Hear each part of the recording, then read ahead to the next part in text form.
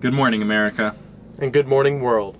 Welcome to the Fact Shack. You may know us better as those who have hosted the world-acclaimed Fact Funnel. I'm Josh, and this is Ian, and we're ready to bring you the stories that big news media won't. For our first top story of the week, we go to a little town called Burbank, California, and some tragic news there, as back in front of the Ugly Mug coffee shop, a guest has returned. That guest? Santa's mailbox, with beautifully hand-printed red lettering on the front. Now, Josh, what concerns does this raise for children in the area? Well, you might be wondering what's wrong with having a Santa's mailbox with beautiful hand-printed letters. Well, here's the issue. Handwriting across America has become a huge deal for years. And is this Indeed. beautiful printed letters making children's own handwriting feel inadequate? I think children across the world are looking at this and saying, I can't do that. I'm a failure. I just need to give up. And I have to wonder if Steve and Emily Nalbantian, owners of the cafe, after winning the Bret Hart Elementary's PTA Honorary Service Award, are they in this for the glory now and not thinking about the children? That's one thing we always have to consider is the youth of America. And one thing that's really concerned me as someone who's struggled with hand-printed lettering in the past and still does to this day, I feel inadequate. Maybe these children do too. We want to give this advice to your children. Avoid Burbank Boulevard. Avoid looking at these beautiful hand-printed letters that really jump out beautifully from this mailbox that captivate your attention. Avoid the street altogether. You're good enough. Don't give up. True.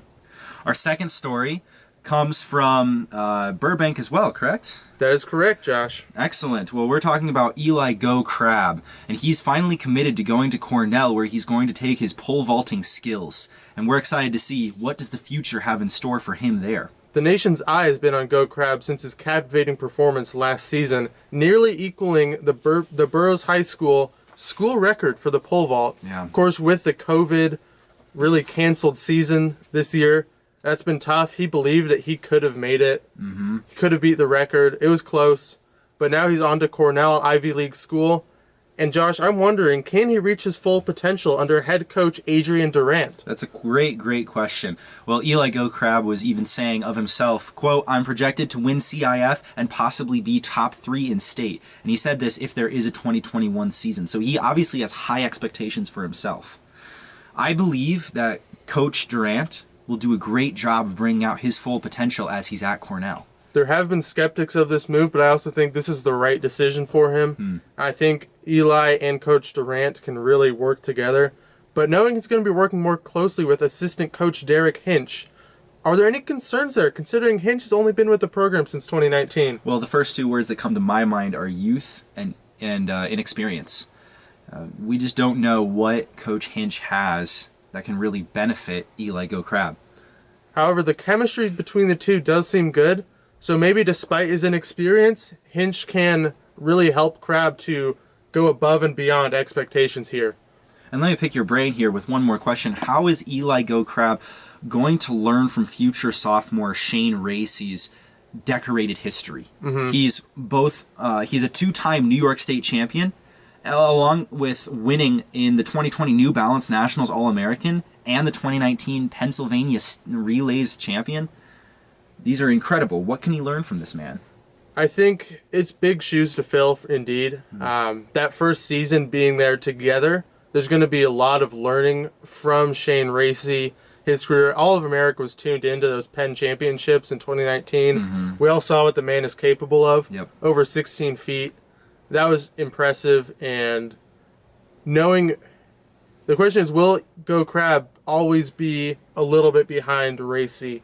And that's something that's yet to be seen. It's possible that Crab perhaps hasn't reached his full potential at Burroughs, and this will be kind of a springboard for him to reach new heights in his career. But that remains to be seen. It's an interesting story for sure. But third, we want to bring you with some sad news. End up with some sad news here. The butter sculpture has been nixed for the virtual Pennsylvania Farm Show. We never want to do this to our viewers. We do try to protect you. There's some things that we think you need to hear, and we understand. We believe the mainstream media hasn't reported on this because it knows what we in America and the world have been through these last 9-11 months. It's important to understand the weight of this situation. Lancaster, Pennsylvania has had this farm show for years, with the butter sculpture being one of the primary attractions at this farm show. But there's a couple things that I just want to talk about. What role does Big Margarine have in this? I think Big Margarine has definitely been doing something behind the scenes. Hearing their executives, their press releases that we've all been listening to, something seems off. They seem mildly concerned about the butter sculpture being removed from the Lancaster Virtual Farm Show, but they don't seem devastated like the rest of us are. And we wonder if perhaps behind the scenes, they've just done enough to push the balances in their favor to gain a huge market share for their margarine hot tub, which is now going to be the de facto top spectacle at the Virtual Farm Show with the butter sculpture no longer there. And we want to give some advice to you guys as well. I want you to buy butter. Buy a lot of it, not margarine. Support local butter farmers. Buy butter and rub it all over yourself. Imagine that you are the sculpture, because there won't be a sculpture this year at the Virtual Farm Show, and we'll all be watching, and there could be a time for any of us dealing with depression that depression can feel overwhelming, and you can feel like there is no hope.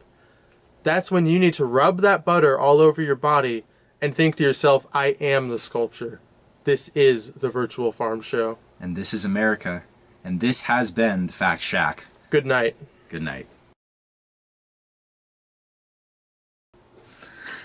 Wait, that was good. What was the butter tub thing?